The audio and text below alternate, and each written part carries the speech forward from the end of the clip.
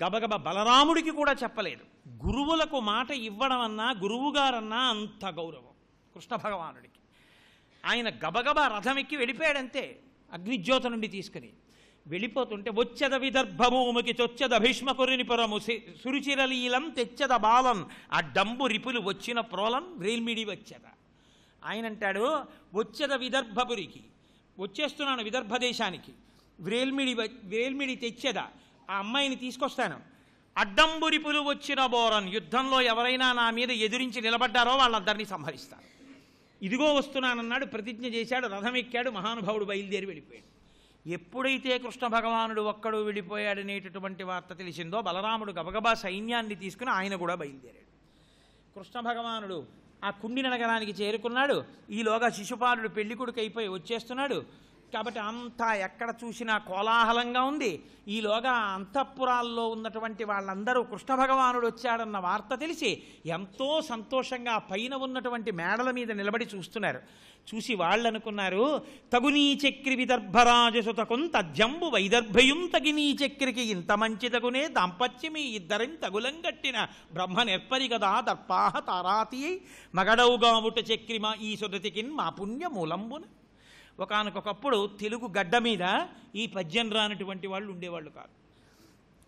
తగునీ చక్రి విదర్భరాజసుతకున్ తద్యంబు వైదర్భయుం తగునీ చక్రికి ఇంత మంచిదగునే దాంపత్యమి ఇద్దరిని తగులంగట్టిన బ్రహ్మ నెర్పరి కదా దర్పాహ తారాతి. అబ్బా, అసలు ఈ కృష్ణుడికి ఇల్లాలు కావాలి రుక్మిణీదేవి, మా రుక్మిణీదేవికి ఈయన భర్త కావాలి. వాళ్ళిద్దరూ కానీ భార్యాభర్తలు అయ్యారా, బ్రహ్మగారు ఎంత చమత్కారం చేశాడో, వీళ్ళిద్దరినీ ఒకళ్ళ కోసం ఒకళ్ళను పుట్టించాడు అని వాళ్ళన్నారు. వాళ్ళవి ఎంత సహృదయాలో చూడండి. మా పుణ్యాలు కూడా పోసేసుకుని రుక్మిణీకృష్ణులు ఒకటైపోవుగాక, వాళ్ళిద్దరికీ వివాహమగుగాక అన్నారు. ఈలోగా అగ్నిజ్యోతనుడు వెళ్ళాలి రుక్మిణీదేవి దగ్గరికి. ఇంకా పెళ్లి కూతుర్ని చేసేశారు. పాపం ఆ తల్లికి మనసు స్థిమితంగా లేదు, ఏడుస్తోంది, కన్నీళ్లు కూడా తుడుచుకోవట్లేదు, జుట్టు ముడి వేసుకోవట్లేదు, కనీసం ఓ గుక్కెడు మంచినీళ్లు కూడా తాగకుండా బాధపడుతోంది. ఆవిడ మనసులో అనుకుంటోంది, ఘనుడాభూసురుడేగనో నడుమ మార్గాశ్రాంతుడై చిక్కెనో విని కృష్ణుండది తప్పుగా తలచనో విచ్చేశనో ఈశ్వరుండనుకూలింప తలంచునో తలపడో ఆర్యామహాదేవియున్నను రక్షింపనిరుంగునో ఎరగదో నా భాగ్యం ఎట్లున్నదో. ఆ తల్లి ఘనుడాభూసురుడేగనో, అగ్నిజ్యోతనుడు వెళ్ళాడో వెళ్ళలేకపోయాడో, నడమ మార్గాశ్రాంతుడై చిక్కెనో, మధ్యలో ఆయాసం వచ్చి ఇంకా వెళ్ళలేక బ్రాహ్మణుడు ఉండిపోయాడో, విని కృష్ణుండది తప్పుగా తలచనో విచ్చేశనో, అది విని ఏమిటి ఆడపిల్ల ఇలా రాయడం అని కృష్ణుడు తప్పు పట్టాడో లేదా వచ్చాడో, ఆర్యామహాదేవి నన్ను రక్షింప నిరుంగునో ఎరగదో, ఆర్యామహాదేవి నన్ను రక్షిస్తుందో రక్షించదో. ఎవరా ఆర్యామహాదేవి? ఆర్యాస్తుతి అని కామాక్షి అమ్మవారి మీద మూకశంకరులు చేశారు. ఆర్యామహాదేవి అంటే తల్లి పార్వతీదేవి. పార్వతీదేవికే ఆర్యామహాదేవి అని పేరు. పెద్దమ్మ, అమ్మలగన్నయమ్మ ముగురమ్మల మూలపుటమ్మ చాలా పెద్దమ్మ, సురారులమ్మకడు పారడిబుచ్చిన యమ్మ తన్ను లోనమ్మిన వెల్పుటమ్మల మనంబున ఉండెడి యమ్మ దుర్గమాయమ్మ, కృపాబ్ధినిచ్చుట మహత్వ కవిత్వ పటుత్వ సంపదల్లని చెప్పుకున్న పోతనగారి కులదైవమే ఆ ఆర్యామహాదేవి. ఆ ఆర్యామహాదేవిగా ఉండేటటువంటి నారాయణీ స్వరూపమే యథార్థానికి విష్ణువు. ఎందుచేత అంటే శంకర భగవత్పాదులు శివానందరహరిలో చెప్తారు, బాణత్వం వృషభత్వమర్ధవపుషా భార్యాత్వమార్యాపతే ఘోణిత్వం సకితామృదంగ బహతా చేత్యాది రూపం తదౌ తత్పాదే నయనార్పణంచ కృతవాన్ తద్దేహ భాగో హరి పూజ్యాత్ పూజ్యతరస్య ఏ వహిమచేత్కో వా తదన్యోధిక అని. పరమేశ్వరుణ్ణి సేవించి సేవించి సేవించి సేవించి నారాయణుడే నారాయణిగా పరమేశ్వరుని యొక్క శరీరంలో సగభాగాన్ని పొందాడు. అసలు యథార్థంగా మాట్లాడినప్పుడు విష్ణు స్వరూపము అమ్మవారు అలంకార ప్రియులు. విష్ణువు పురుష స్వరూపంలో ఉన్న పార్వతీదేవి. పార్వతీదేవి పుంస్వరూపాన్ని పొందితే విష్ణు అవుతారు. అందుకే ఎప్పుడూ కూడా పిల్లలు పుడితే ఎవరికి పుట్టాలి? ఆడవాళ్ళకు పుట్టాలి. అందుకే విష్ణువు నారాయణీ స్వరూపాన్ని పొంది పరమశివుడిలో సగభాగానికి వెళ్ళిపోతే నారాయణుని నాభికమలంలోంచి బ్రహ్మగారు పుడతారు. అప్పుడు ఉండేది ఒక్కటే పదార్థం. అది తెలియక శివకేశవుల జోలికి వెళ్ళి వాళ్ళ మధ్యలోకి వెడితే భార్యాభర్తల మధ్యలోకి వెళ్ళినంత మహాపాపం మనకి సంప్రాప్తమవుతుంది. కాబట్టి ఆ ఆర్యామహాదేవి తాత్వికంగా చూసినప్పుడు ఎవరో కాదు, కృష్ణ భగవానుడే. ఆ ఆర్యామహాదేవియే పార్వతీదేవి, ఆ ఆర్యామహాదేవియే జగదంబ. కాబట్టి నాకు అమ్మవారి అనుగ్రహం కలిగిందో కలగలేదో, నేను మీకు మొదట్లోనే మనవి చేశాను కదా, ఆ తల్లి అనుగ్రహం ఉంటేనే మెడలో మంగళసూత్రం పడ్డం, ఆ తల్లి అనుగ్రహం ఉంటేనే ఇంట్లో పక్క పిల్లలు తొక్కడం.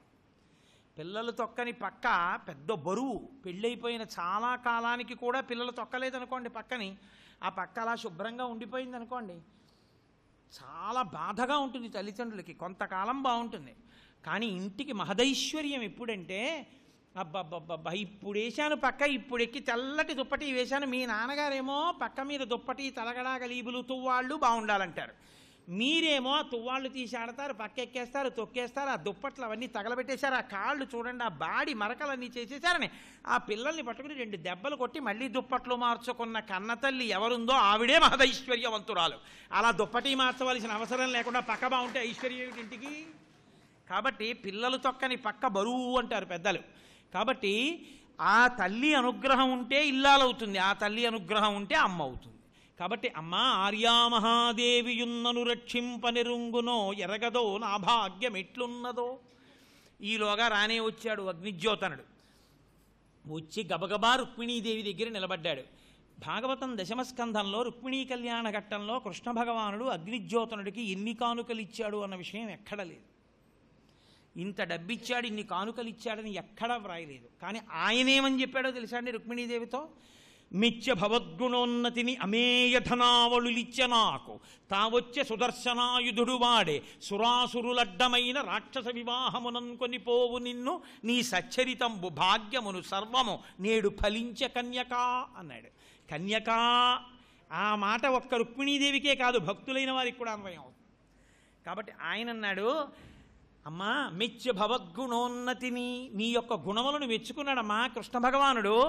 అమేయ ధనావళులిచ్చ నాకు, ఎంత ధనం ఇచ్చాడో తెలుసా? అది తృప్తి అంటే.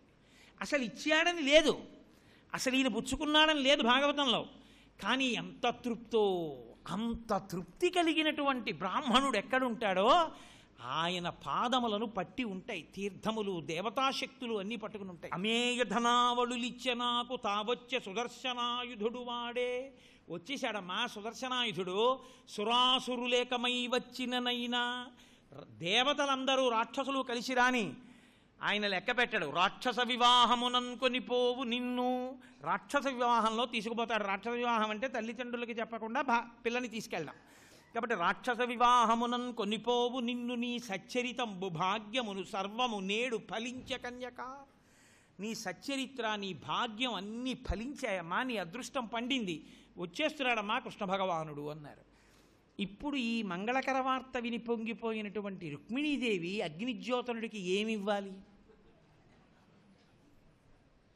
నిజానికి ఏదైనా ఇచ్చిందనుకోండి, ఇస్తే సంతోషపడేవాడు కాడు. నిత్యతృప్తుడైనటువంటి అటువంటి సద్గురువుకి చెయ్యగలిగినది ఒక్కటే ఉంటుంది. నేర్పారు పోతన గారు, మనకి నేర్పింది రుక్మిణీదేవి.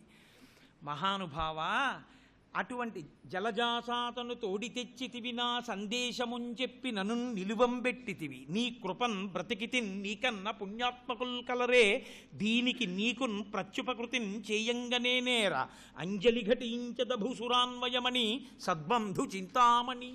భూసురాన్వయమణి, భూలోకంలో ఉండే దేవతాస్వరూపణమైనటువంటి బ్రాహ్మణోత్తముడా, నీవు నా ఆర్తిని చెప్పి పరమేశ్వరుణ్ణి తీసుకొచ్చావు నా కొరకు. పరమేశ్వరుణ్ణే తీసుకొచ్చినటువంటి నీకు నేనేమివ్వగలను? నీకున్ ప్రత్యుపకృతిని చేయంగ నేనేరా, భగవంతుణ్ణి తీసుకొచ్చి నాకు అందించిన నీకు నేను ఏమిచ్చి ప్రత్యుపకారం చెయ్యగలను? నేను ఏది చెయ్యలేను. కాబట్టి అంజలి ఘటించదా, 5 జ్ఞానేంద్రియాలు, 5 కర్మేంద్రియాలు, 11వది బుద్ధి, 11ంటిని నీ పాదముల దగ్గర న్యాసం చేస్తున్నాను. అంజలి ఘటించద భూసురాన్వయమణి సద్బంధు చింతామణి, సద్బంధువుల యొక్క చింతామణి నీకు నమస్కరిస్తున్నాను అంది తల్లి అగ్నిజ్యోతనుడికి. సంతోషించింది. అమ్మా రేపు శివాలయానికి వెళ్ళి నువ్వు పార్వతీ పరమేశ్వరుడికి నమస్కరించే సమయంలో నిన్ను తీసుకెళ్ళిపోతాడమ్మా అన్నాడు. తల్లిని పెళ్లి కూతుర్ని చేశారు. ఆమె పార్వతీ పరమేశ్వరాలయానికి వెళ్ళి ముత్తైదువులందరితో కలిసి కాళ్ళు కడుక్కుని ఆచమనం చేసి చక్కగా కూర్చుని ఆ పరమేశ్వరుడికి పార్వతీదేవికి అభిషేకం చేయించింది. ఉప్పు, మంగళసూత్రాలు, చెరుకు కర్రలు, మంగళద్రవ్యాలు అన్నింటినీ కూడా వచ్చిన సువాసినులందరికీ చక్కగా బహుమానం ఇచ్చింది.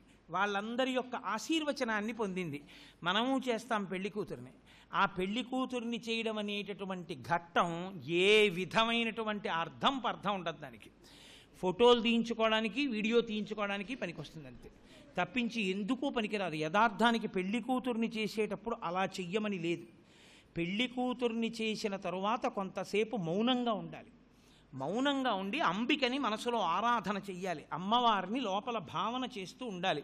పెళ్లి కూతుర్ని చెయ్యగానే మొట్టమొదట పరదేవతని ఆరాధన చెయ్యాలి. ఆ అమ్మవారి అనుగ్రహం కలిగిందా మంగళసూత్రం నిలబడుతుంది, సత్సంతానం కలుగుతుంది. చక్కగా 3 తరాలు చూసి భర్త యొక్క పరిపూర్ణమైన ప్రేమని పొంది హాయిగా వృద్ధులైపోయిన తర్వాత కూడా ఆ దంపతులు ముందొస్తే వాళ్ళకి నమస్కారం చేయండి అనిపించుకుని, ఎవరి ఇంట్లో పిల్లలు పుట్టినా ఆవిడ కట్టి విప్పినటువంటి బట్ట అడిగి పట్టండి గర్భశోకం ఎరగని తల్లి ఎంతమంది పిల్లల్ని కనిపించి పెద్ద చేసిందో. అమ్మైంది, నాయనమ్మైంది, అమ్మమ్మైంది. అటువంటి తల్లి కట్టి విప్పిన చీర తిండిన ఆ చీర తెచ్చి ఇంట్లో పసిపిల్లల కింద వేసి పడుకోబెడతారు.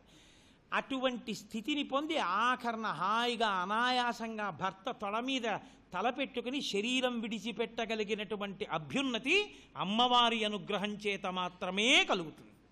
కాబట్టి ఆ పరదేవతానుగ్రహం కలగాలి అంటే తప్పకుండా పెళ్లి కూతుర్ని చేసినప్పుడు చెయ్యవలసినటువంటి విషయాలేమిటో మనకి నేర్పుతున్నారు.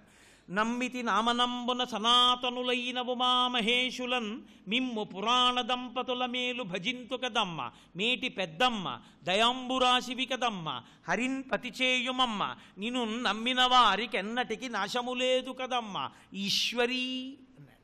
తల్లి పోతన గారికి అసలు మనసు పొంగిపోతుందంతే. ఎలా పడ్డాయో అమృతభాండాల పద్యాలు.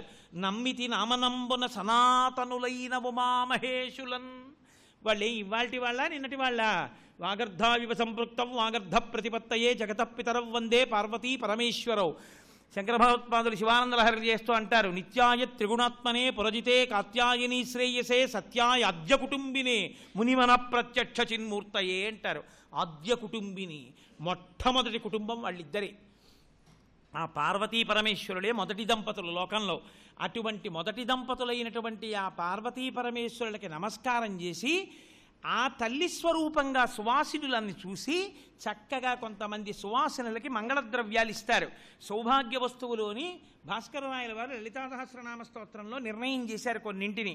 అటువంటి వాటిని ఎర్రటి పూలు కొప్పులో పెట్టి చక్కగా చెరుకు కర్రలు, జీలకర్ర, ధనియాలు, కొంచెం పెరుగు తీసుకెళ్ళి ఇచ్చి ఇలాంటివన్నీ చక్కగా ఒక పొట్లం కట్టి ఆ సువాసినికిచ్చి ఆమెకి నమస్కారం చేసి పరదేవతా స్వరూపంగా భావించి ఒక సువాసిని తీసుకొచ్చి కూర్చోపెట్టి సువాసిని పూజ చేసి పెళ్లి కూతురు ఓ శివాలయానికి వెళ్ళి చెప్పులేసుకుని శివాలయానికి వెళ్ళింది కాబట్టి వెంటనే లోపలికి వెళ్లకుండా కాళ్ళు కడుక్కుని ఆచమనం చేసి అక్కడ కూర్చుని శివాభిషేకం మౌనంగా చూసి ఆ పార్వతీ పరమేశ్వరుల అనుగ్రహాన్ని పొంది సువాసిని పూజించి గౌరీ తపస్సు చేసి పెళ్లిపేట్ల మీదకి వెళ్ళాలి. ఇది చేస్తే అమ్మవారి అనుగ్రహం కలిగినటువంటి కారణం చేత ఈ పిల్ల ఆ ఇంటికి వెళ్ళినది లక్ష్మిగా వెడుతుంది. అందుకే ఈ పిల్ల వెళ్ళేటప్పుడు పిల్లను ఒక్కదాన్నే పంపరు, పిల్లతో పాటు ఒక ఆవుని పంపిస్తారు.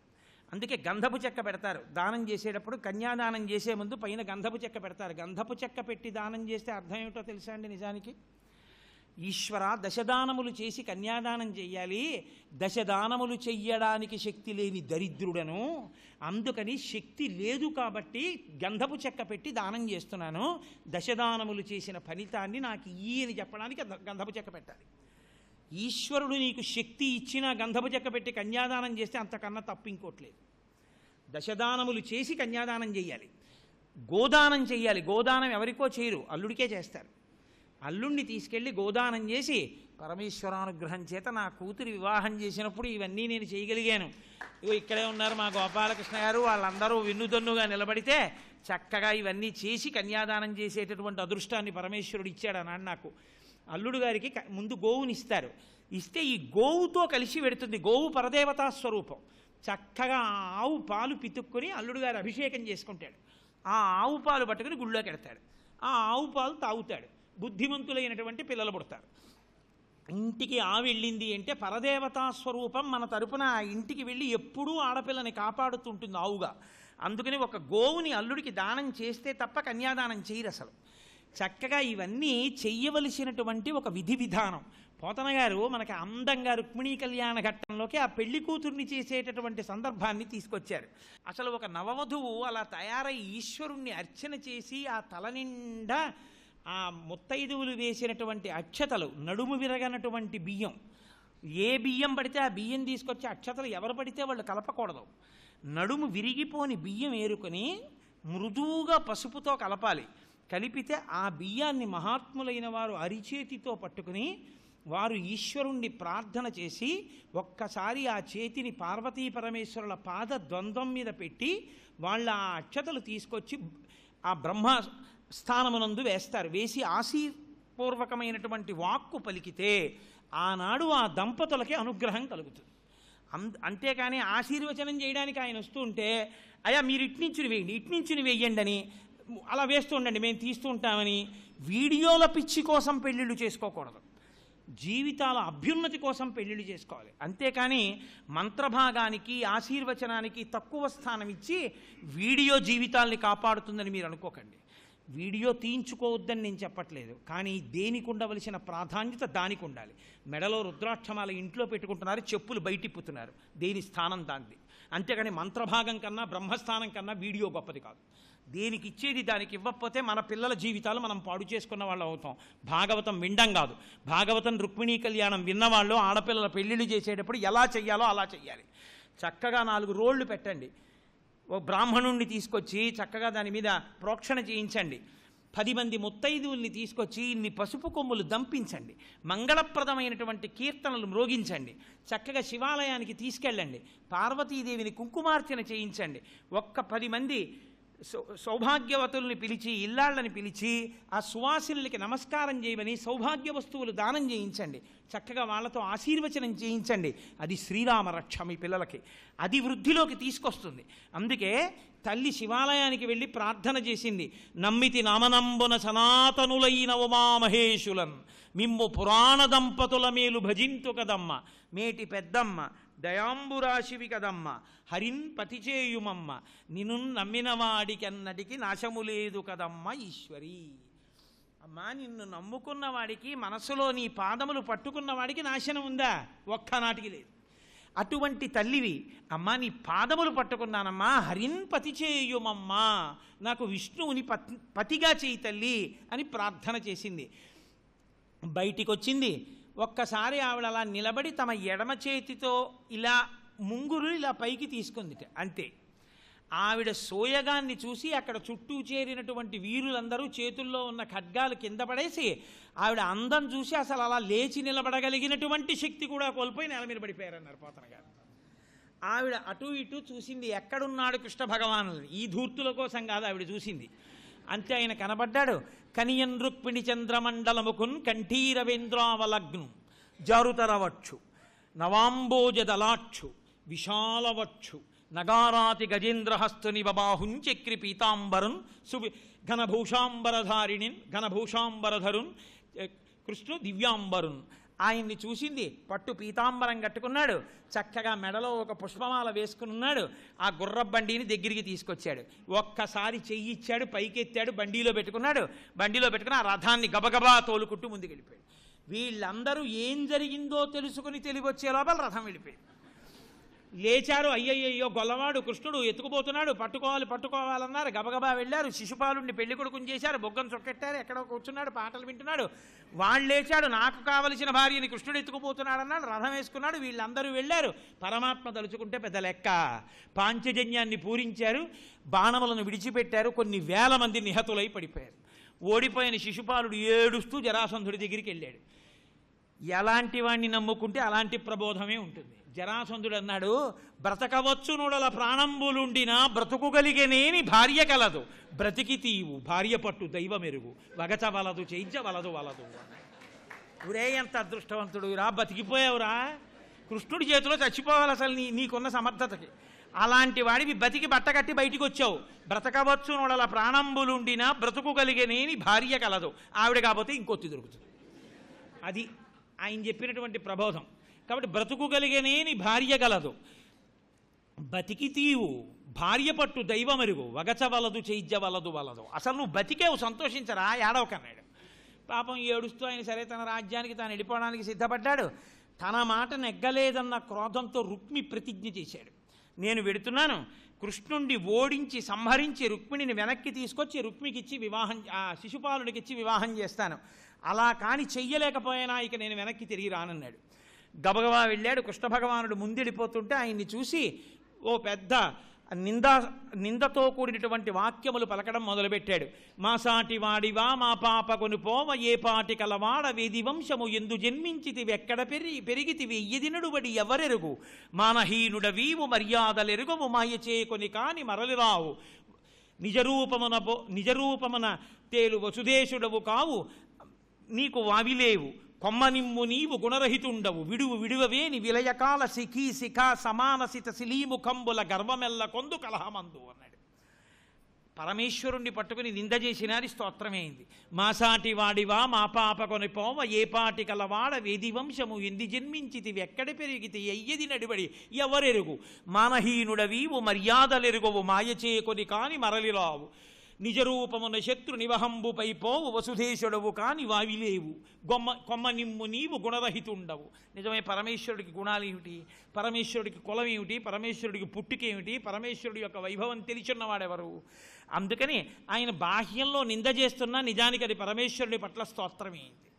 ఆ కృష్ణ భగవానుడు చూశాడు, చంపేస్తాను, అధిక ప్రసంగం చేస్తున్నాడు, చంపేస్తున్నాను అన్నాడు అని ఆయన ధనస్సు ఎక్కుపెట్టి బాణాన్ని సంధిస్తుంటే నవవధువు ఆ పెళ్లి కూతురు ఇప్పటిదాకా ఎప్పుడూ దగ్గరగా ఇలా తల ఎత్తి కృష్ణ భగవానుడి యొక్క ముఖారవిందము చూడనటువంటి రుక్మిణీదేవి ఆ కృష్ణుడి ముఖం చూస్తూ, ఆ రథం వేగంగా వెడుతుంటే ఆయన చేసిన యుద్ధం చూస్తూ పొంగి పరవశించిపోతోంది. ఇంత గొప్ప భర్తని తన అన్నగారిని చంపడానికి బాణప్రయోగం చెయ్యబోతుంటే ఎంతైనా చెల్లెలే కదండి, గభాలన కూర్చుని ఆయన రెండు కాళ్ళు పట్టుకుంది.